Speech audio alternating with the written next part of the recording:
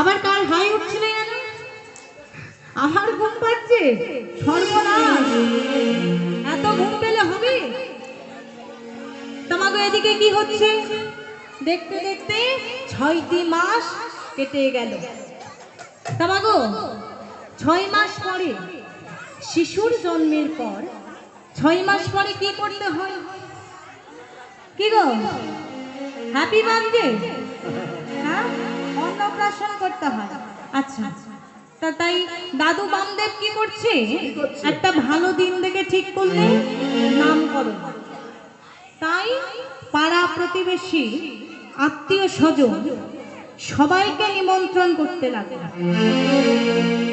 একটা ভালো দিন দেখে ঠিক করলে অন্নপ্রাশন, তার নামকরণ করলেন কি? বামদেব বললেন, দেখো বাবা, আমার নাম বামদেব, আমার নাতির নাম নামদেব। শিশুর নামকরণ উৎসব হলো গুরুত্বপূর্ণ, কারণ শিশুর জন্মের পর নাম একত্রে সমবেত হয়ে নবজাতক আশীর্বাদ করে। চাণক্য সূত্রে বলা হয়েছে, সুখস্য মূলং ধর্ম, অর্থাৎ বিশ্বাস ও শ্রদ্ধাই হলো সুখের চাবিকাঠি।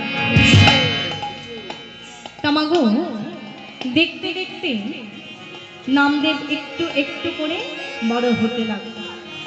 কৃষ্ণ নামে, কৃষ্ণ প্রেমে, কৃষ্ণ ভক্তিতে মাতোয়ারা হয়ে যেখানে ভাগবত পাঠ হতো সেখানে ছুটে যেত ভাগবত শ্রবণ। আর এদিকে দাদু বামদেব রোজ ঠাকুর ঘরে কৃষ্ণ নাম গায় আর কৃষ্ণ সেবা দেয়। একদিন নামদেব দাদুর কাছে গিয়ে বলছে, ও দাদু, আচ্ছা দাদু, তুমি যে রোজ রোজ ঠাকুর ঘরে হরে কৃষ্ণ হরে কৃষ্ণ হরে কৃষ্ণ বলে নাম গাও, তাই কৃষ্ণকে দাদু?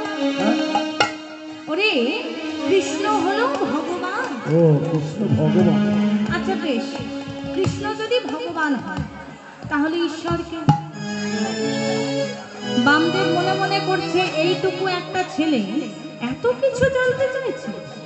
ওরে দাদু ভাই, ঈশ্বর তাকেই বলে এই জগতে যা কিছু সবই ঈশ্বর দ্বারা পরিপ্রাপ্ত,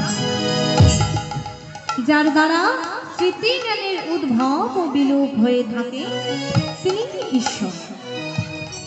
যিনি শাস্ত্রের সৃষ্টিকর্তা এবং শাস্ত্র দ্বারা প্রমাণিত তিনি ঈশ্বর।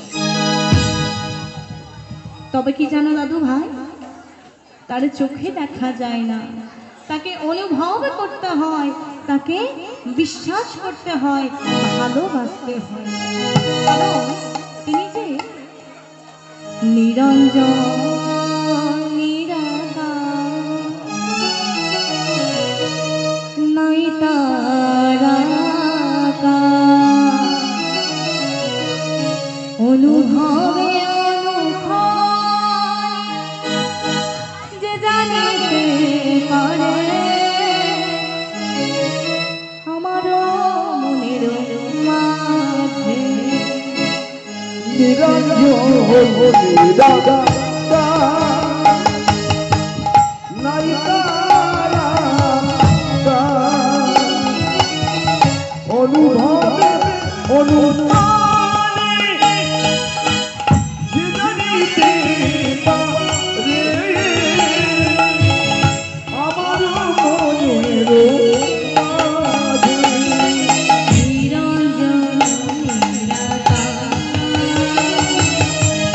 নাই তার আকার,